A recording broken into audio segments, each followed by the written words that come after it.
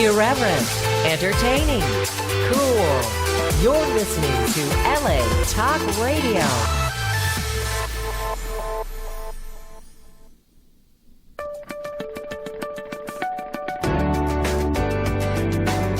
You're listening to The Inner Voice with Dr. Foojan Zeine, only on LA Talk Radio. Hello, everyone. Welcome to The Inner Voice Show. I'm Dr. Foojan Zeine, and I'm so glad to be with you again this week. This show is about you and all that matters to you and in your life, whatever that works in the society, and I'll bring the latest research that is in the realm of human sciences, and I will have experts in their field who come in and talk about their experience and the jewel of their knowledge so that it will enrich the experience that we all have in life together. So we can learn together, we can share together, and create the best world that we can all together. And I'll be right back with the latest research and my beautiful guest, Dr. Niaz Kas. Dr. Foojan Zeine is a psychotherapist, a marriage and family therapist, and a life coach with more than 27 years of experience. She is the author of the Awareness Integration Model, which has been researched and published in numerous international journals. Dr. Foojan has offices in Beverly Hills, Irvine, and Woodland Hills, California, and also consults online and by telephone. Make an appointment with her today by calling 818-648-2140 or go online to www.foojan.com. That's www.foojan.com. Have you ever wished you could just wake up one day, reach across your nightstand, and hit the life reset button? Let's face it, the struggles and frustrations of everyday life leave millions of women and men around the globe yearning for a new way. And the new way is right here in Life Reset, the awareness integration path to create the life you want by Dr. Foojan Zeine. You can get it now at Foojan.com or Amazon.com. Life Reset, the awareness integration path to create the life you want. You deserve it. Did you know that the Sentencing Project, according to the Sentencing Project, the incarceration rate has increased more than 500% in the last 40 years? 2.2 million people are in prison or in jail in the United States. We're going to talk to Niaz Kas. I'll be right back with letting you know who she is and what she does about the criminal justice system. Were you recently injured in a car accident? Then you need the law offices of Aria Thadakar for your free case evaluation. Don't let the medical bills pile up, and don't let the insurance companies try to settle your claim for a few $100s. Call 714-464-3246. The law offices of Aria Thadakar serves all of California. If they don't win, you don't pay. So call now, 714-464-3246. This is a paid-for attorney advertisement by the law offices of Aria Thadakar of Orange, California.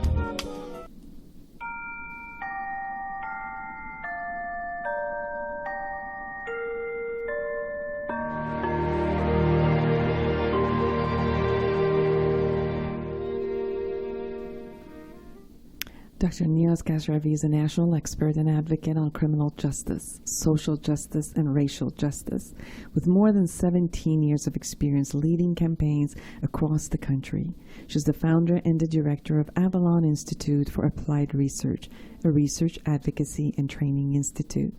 She is the former director of the Criminal Justice Program for the National Association for the Advancement of Colored People, NAACP.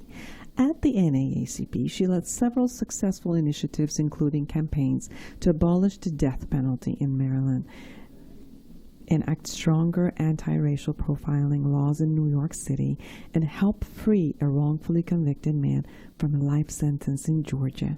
She's also the author of several reports on racial profiling and police accountability. Her career includes serving as researcher and associate for Amnesty International USA, Deputy Director of the Anti-Recidivism Coalition and Policy Associate for Stop Prison Rape. Dr. Kasravi holds her PhD in Criminology, Law, and Society from the University of California, Irvine. In 2000, via a National Science Foundation grant, she traveled to Iran to work with the Nobel Peace Prize laureate Shirin Ebadi on women's rights in Iran. Dr. Kasravi was born in Iran, migrated to the U.S. with her family in 1984, and through her work takes her across the country. She currently resides in Los Angeles, California, and I'm so happy to have her actually in studio. Welcome. Thank you so much. I'm very glad to be with you and all of your listeners. So, tell me about yourself. You're an immigrant yourself. You came in from Iran and came to United States. Then you went to the East Coast, then to the West Coast, and all over United States. And you are actually working with another minority group or for another minority group. So tell us about you and the path that you've taken to get here. Yeah, so we moved to the States when I was almost 10 years old. You know, we were going through, we'd gone through a revolution back in Iran, and we were in the midst of a war with Iraq. And we actually migrated here because the bombings were getting close to Tehran, which is where I lived with my family. And we thought we'd come here, maybe get a green card and go back home. But have a way out in case things got worse. And, you know, we just kind of got stuck in the immigration backlog, and there was some issues. They lost our file, and we just ended up staying. And that is so relevant with what's going on today again. Yeah, although at this time, people from Iran can't even come anymore. Yeah, we have a lot to do. We have a lot of work to do to better the systems that govern us here in this country. So it was by chance that we ended up staying. And I'm grateful. You know, I think there was a time where I thought, you know, I missed home, all my friends and family and all the opportunities. And I still love my culture and my country and my family back home. But, you know, all the opportunities that I've had here have really made me who I am. Yes. So I'm really grateful. And one of those opportunities was really getting to learn about the criminal justice system in the U.S.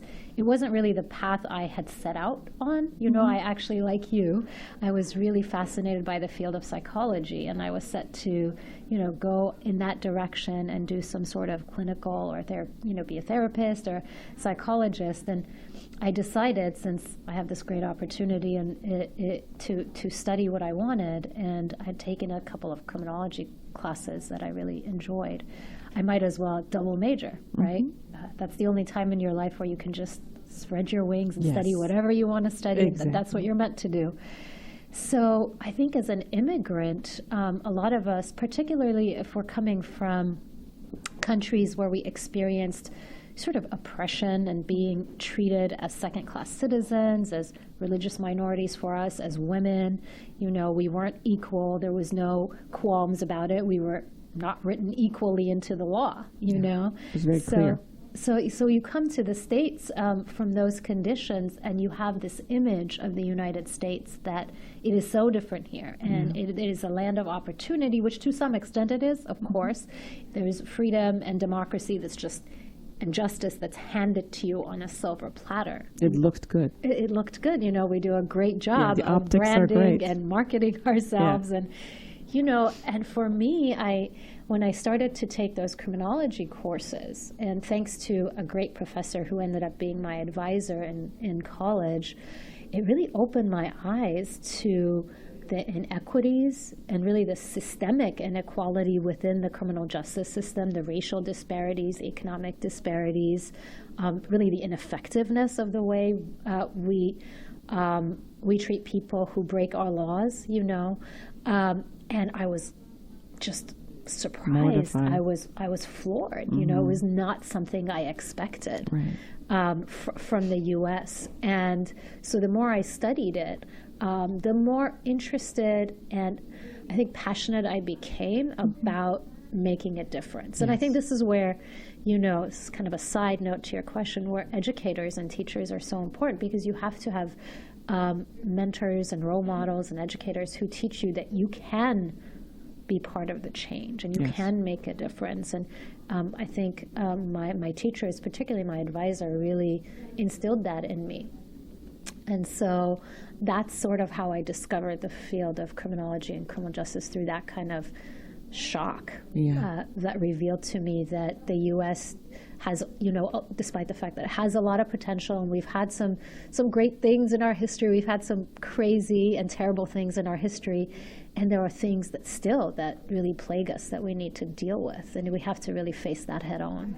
So the statistics that we were talking about at the beginning of the show, the rise of incarceration, what is that due to? Is it because really the crime is getting higher? Because it doesn't appear that that's the case with all the other statistics.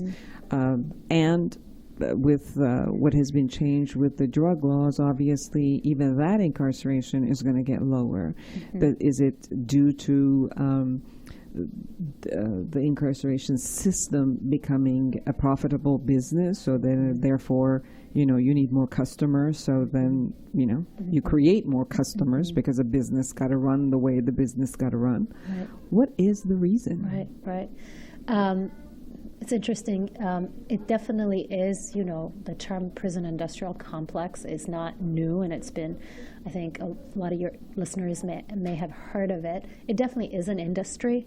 I think it perpetually feeds itself in some ways, but the way that we got into this mess, there was many reasons. In the sort of late 70s and early 80s, we had, some of it, definitely a lot of it was due to this political rhetoric around getting tough on crime. So you had a lot of conservative politicians coming to the forefront, making it seem like there were all these like predators, or what they called the youthful offenders back then, particularly those who came from communities of color, like super predators, that they were going to invade our spaces, our homes, and if we didn't do something about this, our communities and our lives would be devastated. So there was a crackdown on crime, and getting tough on crime was a political strategy on which many conservative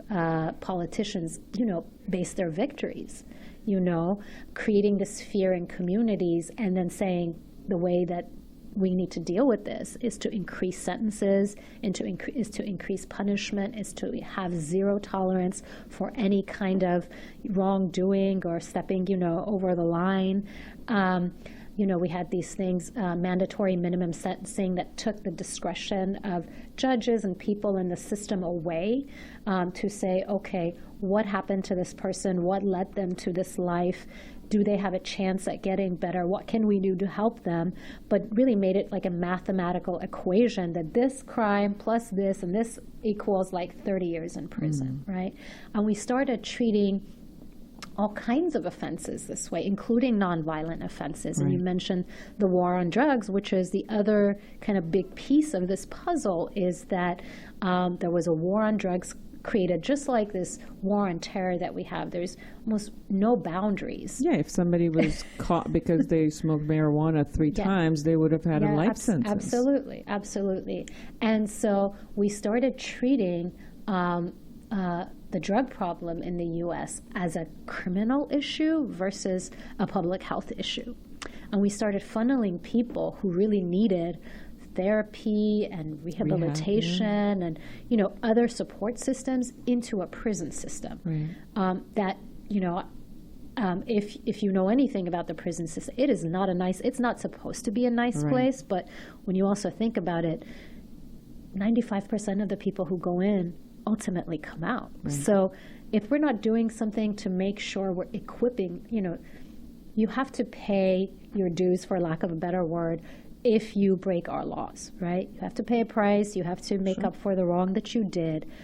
But also, if you're going into a system and then coming back out in the community, what are we doing in that system to make sure that you learn, you become better, and when you get out, you have the systems and the supports that you need to actually become a healthy member and productive member of our communities, and we don't do that, So we jumped into this thing, head first, because of the fear that was being created by sort of the political front, this misguided strategy to deal with the war on drugs, with the drug problem in the U.S. And, 40 years later, here we are with 2.2 million people behind bars in America. So we have different groups here. We have the policymakers that create the policies. We have the lawmakers, which are different than the policymakers. And then we have the court system and the judges. And then we have the group that actually enforces it, which are the police. And then we have the group of people who some have criminal intent and some don't have criminal intent. However, they are part of some sort of a destruction, whether to themselves or others.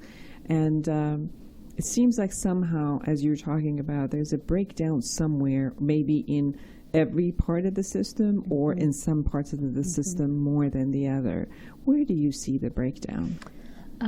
I think every part of the system has its own issue. I think you can even take it all the way back to our school system and the way we are treating particular communities, especially communities who go to public schools in areas that are not as economically established as others, so low-income communities of color, they don't have the same level of education and benefits that some others do in other parts of the country, and especially, of course, those who are able to go to private school, and so. You hear of this thing called the school-to-prison pipeline, which is a real thing, which, if you look at the numbers, the rate at which you are suspended, you're kicked out of class, that you are expelled is directly linked to your likelihood of being involved in the criminal justice system. Yes, and most of these schools don't have any type of education about mental health or emotional health or emotional regulation. So they might even be getting educated in math and sciences, but not necessarily in that type of how to regulate your emotions. So then, therefore, if someone is being traumatized in their neighborhood or family system and they come to the school and they get re-traumatized because of their behavior, but there's nobody to teach them and show them another type of behavior, which it doesn't get them into destruction. Absolutely. And I think one of the kind of over the last several years, something that people in the advocacy space are becoming more in tune to is really implementing trauma-informed policies and systems inside and outside of the criminal justice system. And I think you're absolutely right that a lot of, particularly in our vulnerable communities of the children, live in really horrible circumstances at home, and they come to school and all of a sudden are expected to shift gears and put on their brainiac hat and perform and do well, and so without taking into account kind of a disconnect that might be for them. So it starts, even all the way from school with regards to who is targeted for these disciplinary measures, who is funneled into the juvenile justice system and then the criminal justice system, and then at every point of that system, you have barriers and disparities, particularly with regards to race and socioeconomic standing. There was a research that came out recently that had tested people who were coming from traumatized families and violent families, that their test scores were about 10% less. But it was interesting that the study was done in Chicago, and because a lot of families were being bused in to different locations, they were also noticing that even the children from families who were not traumatized, who were not violent,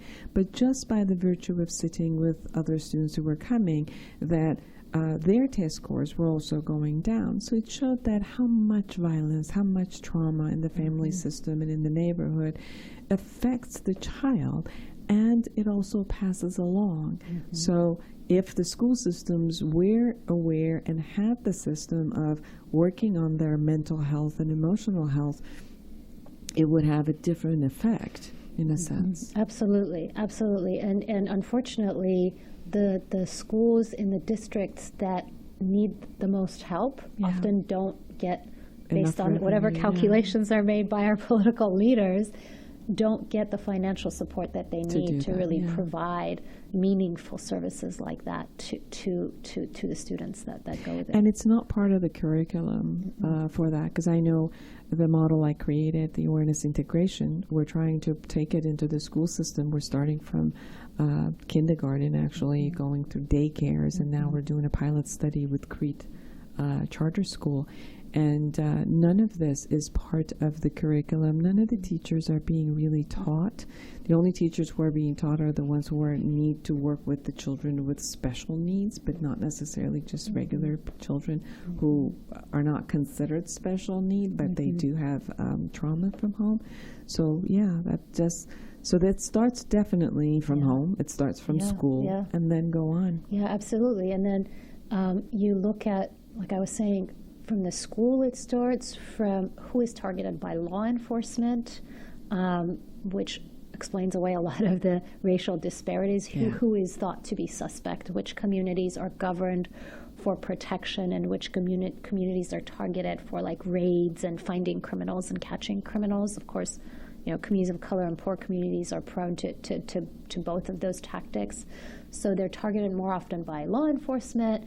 They're arrested. They're more likely to be arrested. They are more likely to be charged. Once charged, they're likely to be sentenced to a higher, sentence, even all the way to who is more likely to get the death penalty, is determined by these factors. And what's the scariest part of this is all of this becomes generationally cyclical, right? Because, first of all, if you, as a mother or father, are imprisoned, it has an impact on your family, your income, the ability for your family to like through the generations build and grow, because it really, kind of suspends everything for a bit, right? And then once you come back, your potential to get a job easily, be able to vote, get public housing, some educational grants are all going to be limited by the fact that you are system involved and might have a criminal or sometimes even an arrest record, right? And then... So defensiveness appears to be at times an offensiveness. Is that why also you see more of this in the African-American group with the police? Is it because they have to defend themselves, or they think that they will be traumatized, so when they are coming after by the police that they also act defensive and they might be taken upon that is an offensive, and then the police rates them more? Or so what have you found? African Americans and people of color get defensive. Is it because of that? What is it that it becomes more, or is it just the racial profiling at its core? There's no evidence that they act differently or in a different way. Right.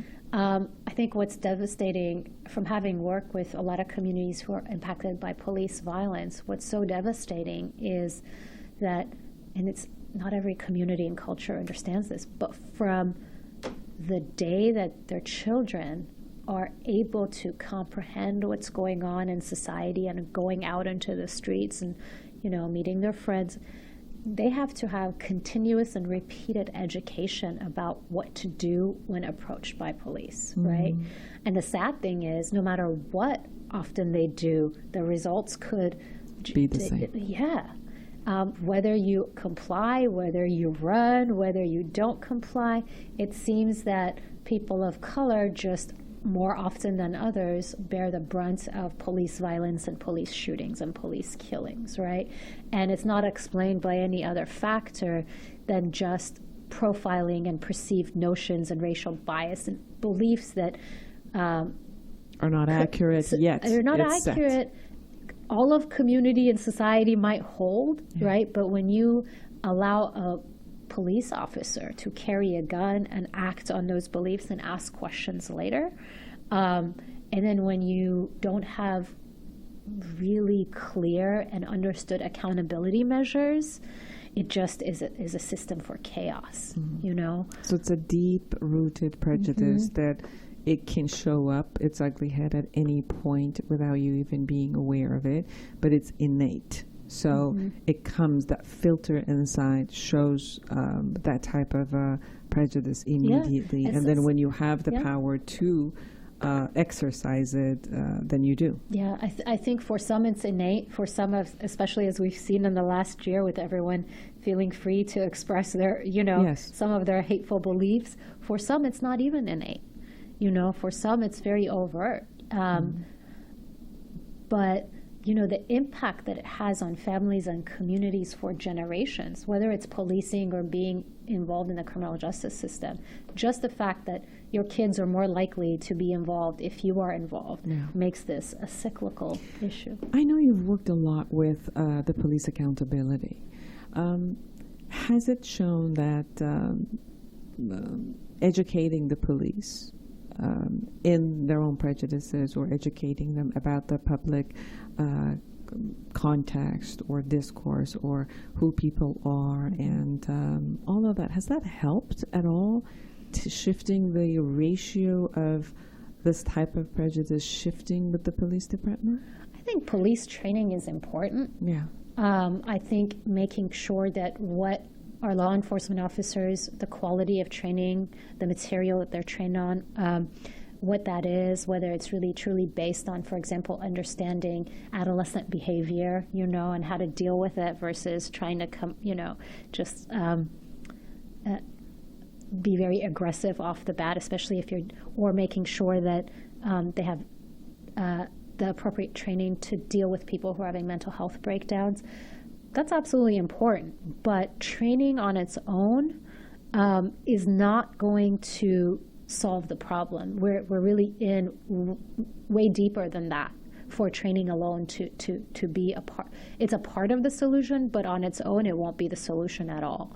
I think you need, you know, what's interesting is many years ago we did public hearings around racial profiling, and we were in the Bay Area, and there was a Black police officer who testified in our hearing, this was at Amnesty International, that he himself, when he was in plain clothes, had been racially profiled, and he had actually engaged in racially profiling others when he was acting as a police officer. So it's not a clear-cut, you know, your race determines what your beliefs are.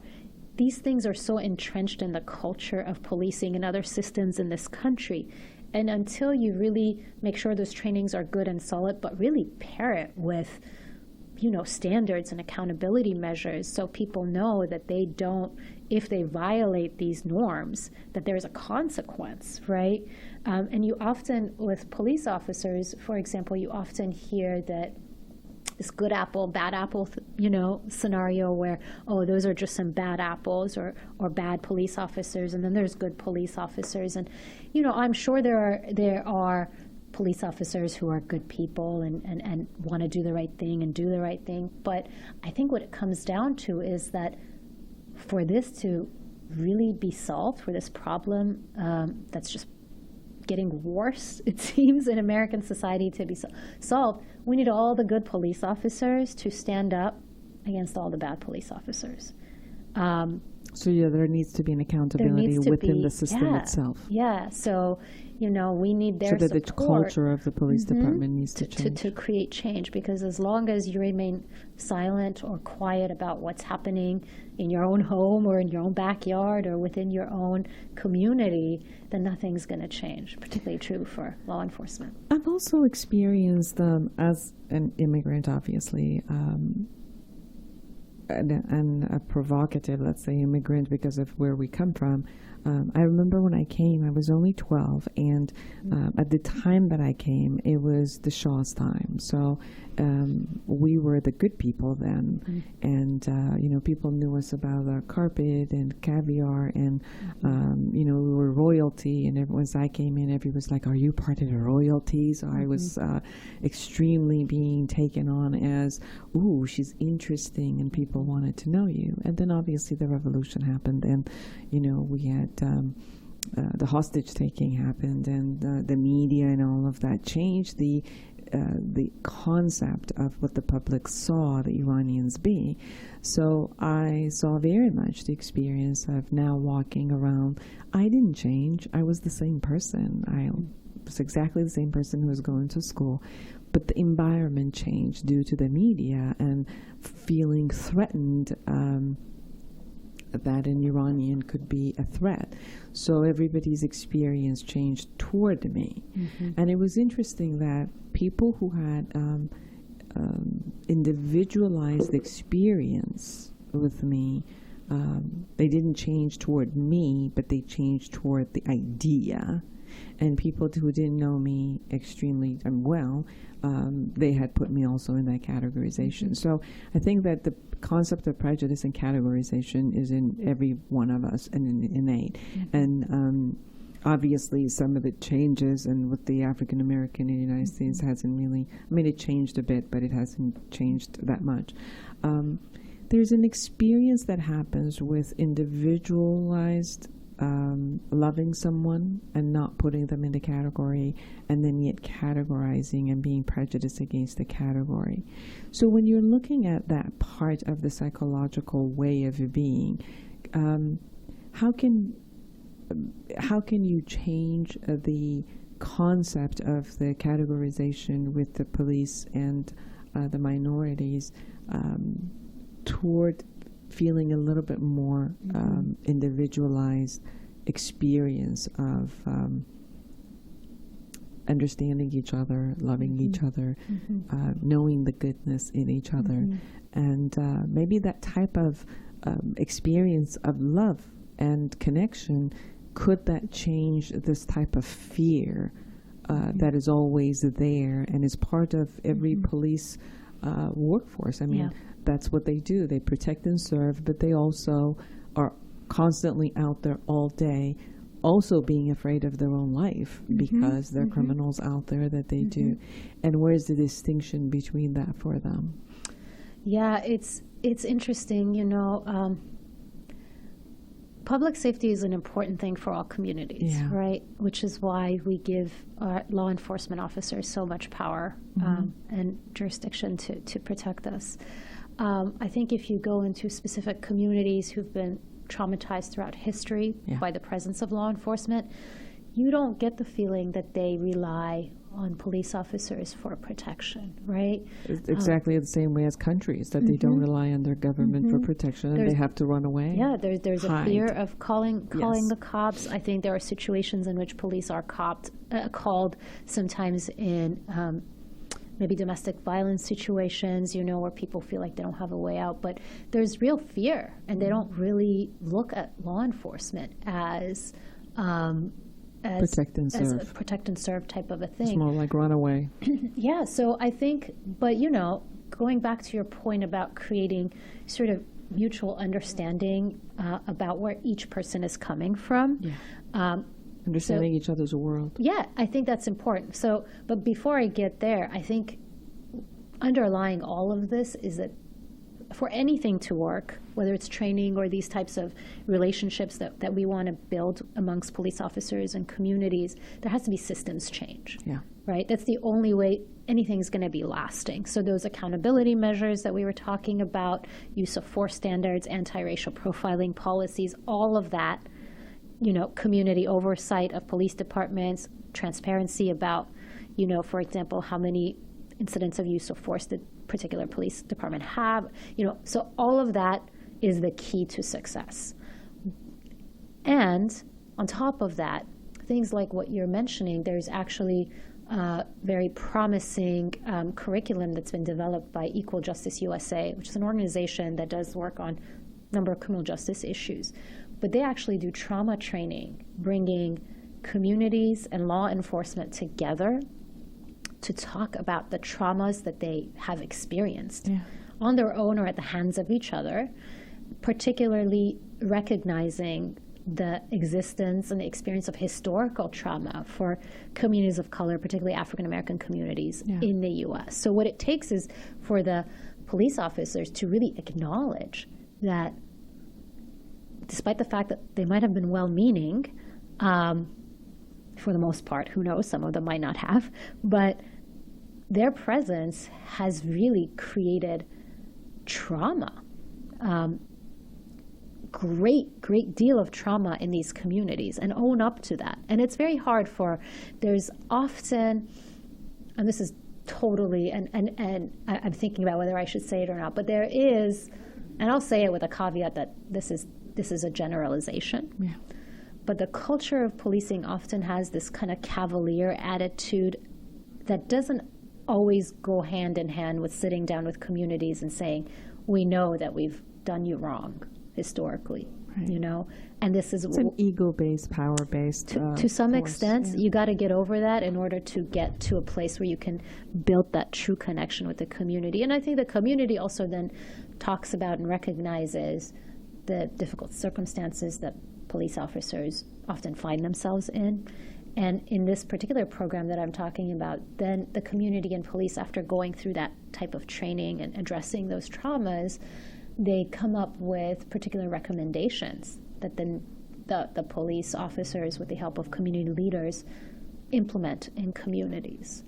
I think there was a segment on it. It was, I don't know if it was piloted or amongst the first places was New Jersey that this program was conducted. And I think the results have been pretty good. But I think all of that requires that systems change piece. Mm-hmm. You know, that's a you can't negotiate on that one. Right. We're talking to Dr. Niaz Kas, which is a national expert and advocate on criminal justice, social justice, and racial justice. She has her PhD in criminology and law and society from the University of California, Irvine. When we're looking at the policies that would have to make, because there's some movements that can be done ground up, and there's some movements that needs to be done from policy making from up to down, and somehow sometimes they don't meet. There are a group of people who do work ground up, and some other people do it from up to down, but they don't necessarily meet somewhere to create the momentum of the work that would get together. Where do you see the solution in all of this? Like, what can anyone, like our listeners, look at, get educated,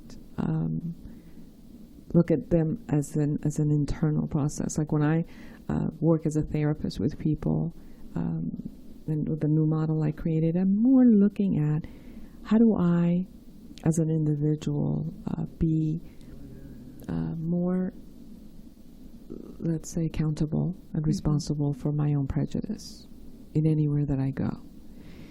How did I create the prejudice? Did the prejudice come from the society? Or was it from my own experience? Or did I make up something out of it? Or did I add the prejudice that the society had and then, added my own 2 cents in it? So I think that accountability that you were talking about, if every individual starts looking at themselves versus looking outside, and know that how we subscribe to the ideas that are out there, and how do we move into more of getting to know human beings, and whether I love them or I can love them and protect myself, or love them and be open. How can I trust people? How can I support people? How can I where are the edges of my prejudice? Where are the edges that I say, now I don't like you as a human being, or I don't like you as a group? And so from a psychology, psychologist, the marriage and family therapist, from a psychology view, obviously, I ask people who are listening to us to really take into account of that and move toward a little bit more of an inclusivity of looking at human beings as human beings.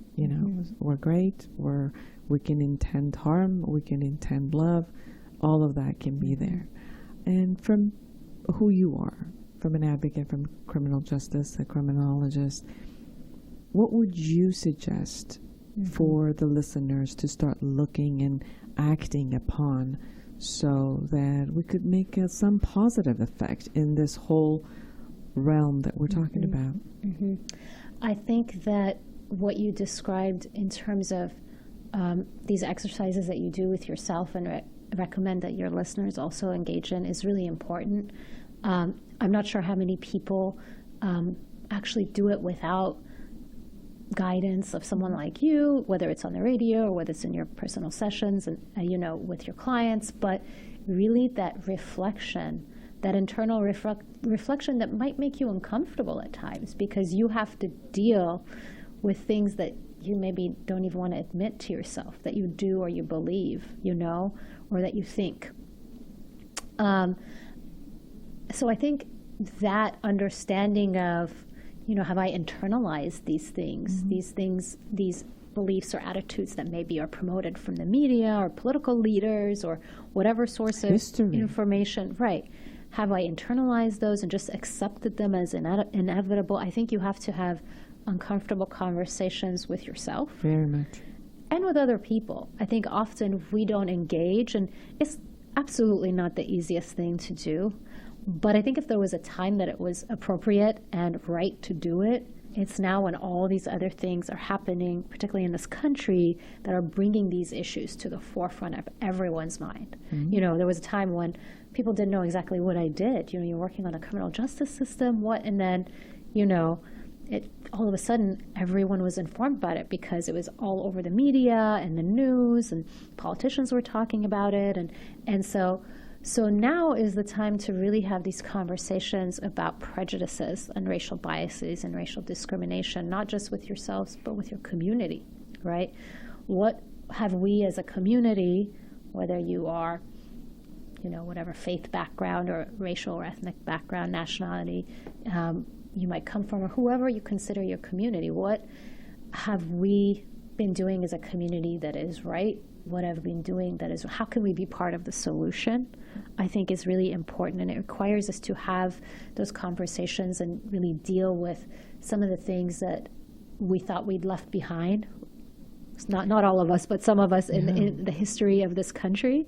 And I think it's great to have those communications, not only with the people who are exactly like ourselves, because there was a study which they did where, they put the groups together with the same types of thinking and like-minded people. And after a couple of weeks, they actually came on stronger, being biased against whatever it was they were biased against, because when they spoke, the feedback that came back from the other side was similar. So they got more righteous in what they believed in. Yeah. So I really suggest in having that dialogue with someone who you actually are prejudiced against, to have that dialogue and the opening to converse about what you think you don't like, but it takes, and you like. It takes a lot of openness, and I think that's, and I think we have to start early. We have to start having these conversations with kids at schools. We have to have these sessions where people explore.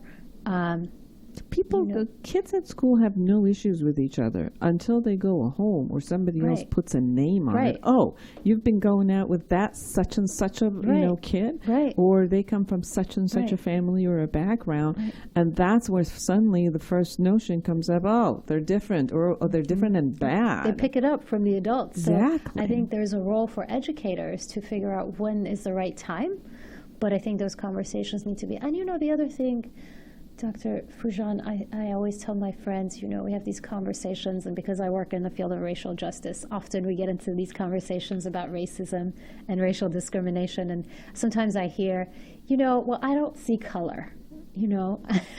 I'm racial, I'm color. Racially blind. Yeah, and then I said, you should really go to an eye doctor, but because I think that mentality, you should see people for who they are. That is a part of their background and culture, and you should learn to understand and respect and value the good things. And so the last thing I'll say, and it's something I've been working on with the Iranian American community particularly, is really getting our communities engaged in this advocacy space for equality and justice, even when it doesn't impact us. So I often see a lot of our communities show up when there's a travel ban, or we get put on, the axis of evil list, and then we got to go register, and then everyone's in the streets, and everyone's like standing next to other people and other advocates, but when there is someone shot from the African American community and everyone's up in arms, sometimes communities who are not impacted don't always show up. That's true. And And vice versa. But and other communities don't show up for this group as it gets the thread traumatized. and the reason that we're all being impacted by these things is the same. Yeah. You know, discrimination, bias, hatred, bullying, racism. There's no boundary. And it doesn't even have to be real. Someone just has to think that you're something. You don't even have to be that thing that they don't like or they hate, right? So one thing that I love about this country, as I've lived here most of my life, is that there is this space to speak. There's a space to take a stand. I prefer to see that taking a stance is done appropriately and respectfully. You can say what you need to say, being respectful to everyone, versus now, I think, a little bit, the anger is so high that the respect has gone out completely from a lot of people. And it doesn't have the same effect almost, because now I'm all engrossed in the verbiage and the intensity of the anger versus the message that it's supposed to give.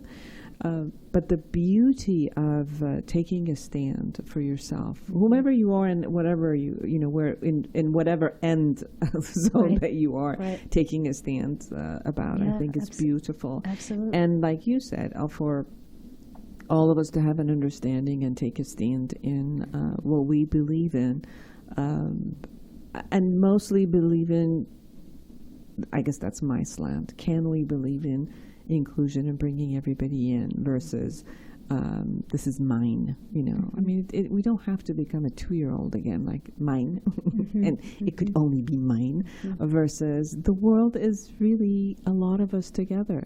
And I know that when we go along Los Angeles or New York or Washington and Chicago, and I was in Turkey, and anywhere I've been in Europe or South America, it just seems like you look around and there isn't just one nation or one color or one person from a particular country. It's everyone around. Like you have almost 50 countries around you consistently talking with different languages. And there's such a beauty in that. And to really take upon the beauty of being the same and different all at the same time, and versus, keeping this concept of I'm afraid and it just should be my people, my way, and to be around me. Yeah. And I think that in that analysis and that framing, there's space for you to be with your people and be proud of your community and culture, with the understanding that you are part of this larger society, community, country, globally, and that's absolutely important. I think taking a stand, as you said, I mentioned to you that I was grateful for many things about my experience growing up in America. One of them was realizing that, had I stayed in Iran, saying some of the things I do or doing some of the work I do, you'd be dead. Yeah. I would have been dead. And this country provides me the ability and the space to do that, albeit it's hard. And there's always going to be a backlash, and there's always going to be people who are going to try to silence you or scare you, but there's still space for that. And I think we just need to, for a lot of us who are immigrant, like that's the beauty of America. Yeah. And then when you hear the opposition say, well, if you don't like it, go home. No, I came here so that I could say I don't like it, what I like and what I don't like, And I think the concept of what I don't like, if it's the matter of, promoting humanity at large, then it's a constructive criticism that moves forward versus a destruction of a society at large. And it's sad to see any society destroy itself, and we've watched many of the societies, go through the cycle, the cyclical aspect of destroying itself and then coming up. And it's just sad. It's sad to be able to see that. And I don't think that any one person has all the answers to say, I know it all. I think the answers come in these conversations, in these ways of dealing and learning from each other, and I think each person has a natural way and the jewel of experience and some jewel of knowledge on different realm. And when they come together is that solutions gets created. I will always probably look at, because of my education and my character and the way my education was, that I would look at things from a micro level. And there are people who look at things from a macro level. And no matter how much I try to understand a way of an African American thinking and feeling, I won't unless I talk to them, unless I open the space that an African American person can share with me, and I would listen with an open heart, or a white American, or a Latino, or an Iranian, or an Arab, or Jewish American, or any type of Chinese American. So it's more the concept of, would I be able to open my ears and heart to listen and be interested, be curious to know who you are, because whether I like it or not, you're here with me on this earth. You're gonna be here.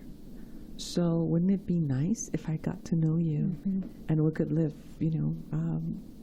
in some sort of a cohesiveness on the face of the earth? Last words. We have 1 minute.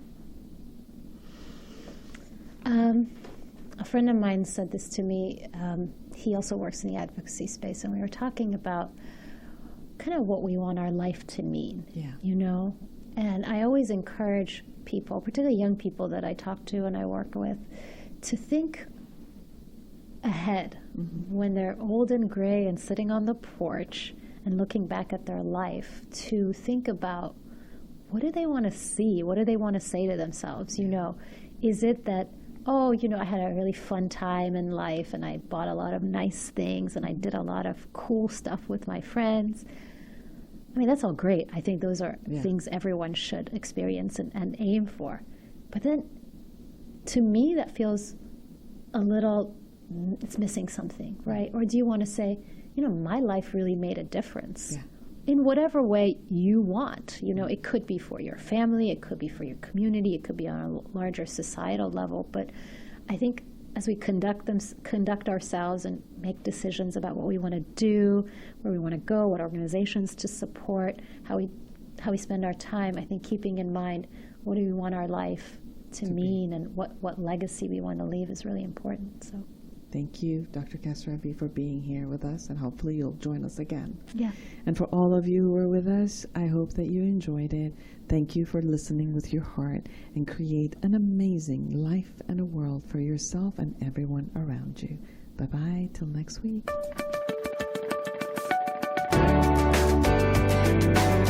You're listening to The Inner Voice with Dr. Foojan Zeine, only on LA Talk Radio.